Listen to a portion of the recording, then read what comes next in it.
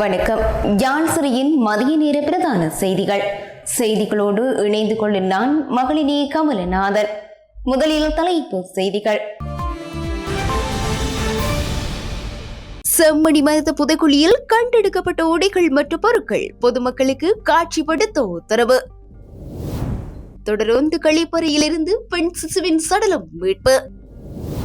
காலவதியான உணவுப் பொருட்கள் விற்பனை முன்னணி பல்பொருள் அங்காடிக்கு லட்சங்களில் அபராதம். யாழ்ப்பாணத்தில் பீகாரில் தங்கியிருந்த தேரர் சடலமாக மீட்பு. மியான்மரில் இராணுவ அவசர நிலைமை முடிவுக்கு வந்தது. 6 மாதங்களில் தேர்தல் அறிவிப்பு. இந்தியாவில் பிறந்த இலங்கை தமிழ் ஏதிகளுக்கு கடவுச்சீட்டு சென்னை உயர் நீதிமன்றம் உத்தரவு. கனடாவுடனான வர்த்தகம் கடினம் ட்ரம்ப் கருத்து. தொடர்பான விரிவான செய்திகள். பாலிகாவத்தை புகையிரத நிலையத்தில் நிறுத்தப்பட்டிருந்த ரயிலின் 8346 3ஆம் வகுப்பு பெட்டியின் கழிப்பறையில் பிறந்து 3 நாட்களான ஒரு பெண் சிசுவின் சடலம் கண்டெடுக்கப்பட்டுள்ளது. சம்பவம் தொடர்பில் தெரிய வருகையில் புத்தளத்திலிருந்து கல்கிசைக்கு வந்த புகையிரத எண் 8346 தனது பயணத்தை முடித்து மாளிகாவத்தை புகையிரத நிலையத்தில் நிறுத்தப்பட்டிருந்த போது புகையிரத்தை சுத்தம் செய்ய சென்ற தொழிலாளர் குழு 3ஆம் வகுப்பு பெட்டியில் இருந்து கடுமையான துர்நாற்றம் வீசுவதை கவனித்துள்ளனர். சோதனையிட்ட போது கழிப்பறையில் ஒரு பையில் சுற்றப்பட்டிருந்த பெண் சிசுவின் சடலத்தை கண்டு உடனடியாக தெமட்டகொட காவல்துறையினருக்கு தகவல் வழங்கியுள்ளனர். போலீசாரின் ஆரம்ப கட்ட விசாரணைகளை மேற்கொண்டதில் சிசுவின் வயது 3 நாட்கள் எனவும் தொப்புள் கொடியில் ஒரு பகுதி அகற்றப்படாமல் இருப்பதனை கண்டறியப்பட்டுள்ளது.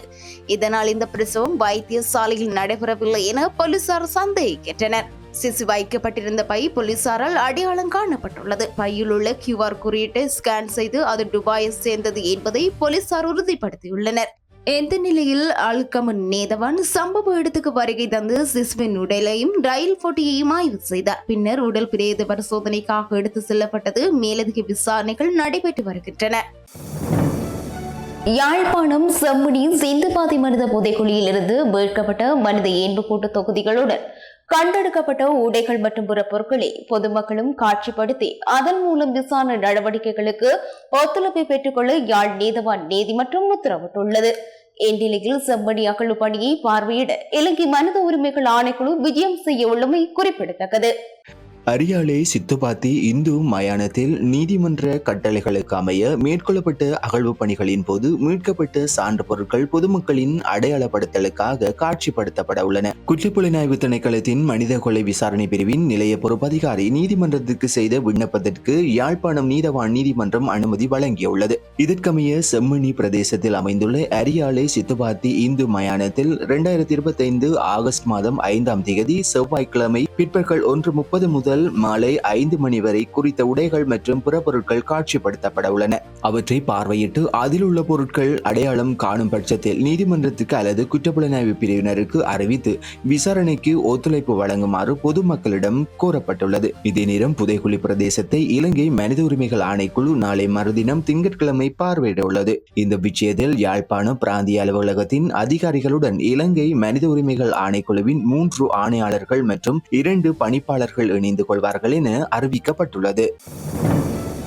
காலவதியான உணவுப் பொருட்களை விற்பனை செய்த குற்றத்தை ஒப்புக்கொண்ட ஒரு முன்னணி பல்பொருள் அங்காடியில் 3 கிளைகளுக்கு அபராதம் விதித்து புதுக்கடை நீதவான் நீதிமன்றம் உத்தரவிட்டுள்ளது. நுகர்வோர் விவகார ஆணையத்தால் தாக்கல் செய்யப்பட்ட 3 தனித்தனி வழக்குகளில் சம்பந்தப்பட்ட கிளைகள் தங்கள் குற்றத்தை ஒப்புக்கொண்டதை தொடர்ந்து இந்த அபராதம் விதிக்கப்பட்டது. உணவு பாதுகாப்பு விதிமுறைகளை மீறும் எந்த ஒரு சில்லறை விற்பனையாளர்களுக்கு எதிராக சட்ட நடவடிக்கை தொடரும் என அதிகாரிகள் எச்சரித்துள்ளனர். இது தொடர்பாக மோசடிகள் குறித்து பொதுமக்கள் 1977 என்ற துரித இலக்கத்தின் மூலம் முறைப்பாடுகளை தெரிவிக்கலாம்.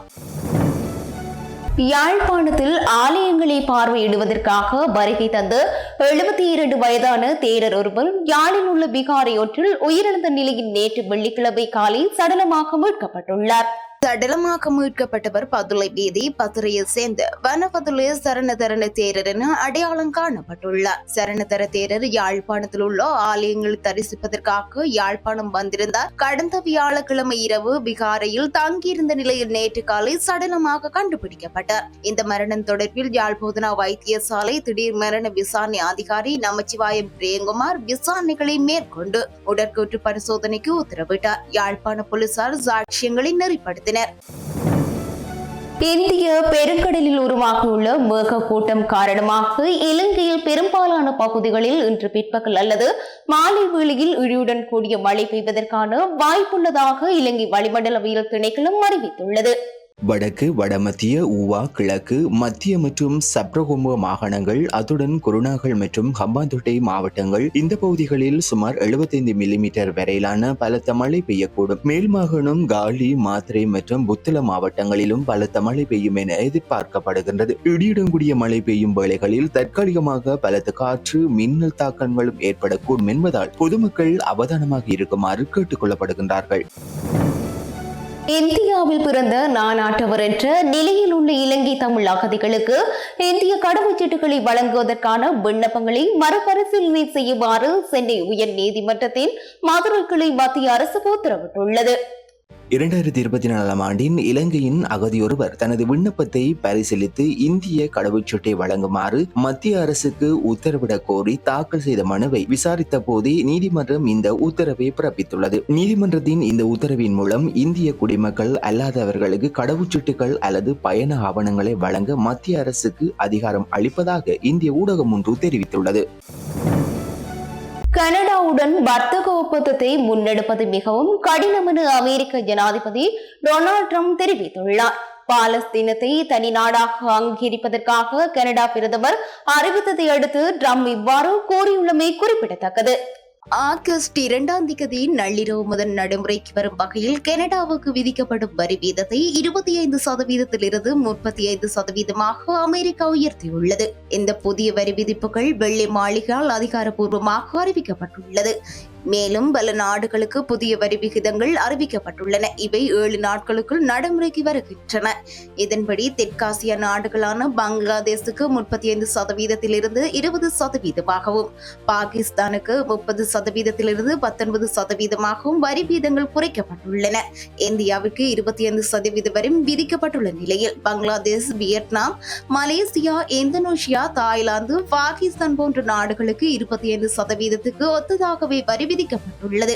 இவ்வாறான நிலையில் கனடாவின் ஏற்றுமதிகள் மீதான வரி 25% 35% உயர்த்தப்பட்டுள்ளதாக சர்வதேச செய்திகள் தெரிவிக்கின்றன.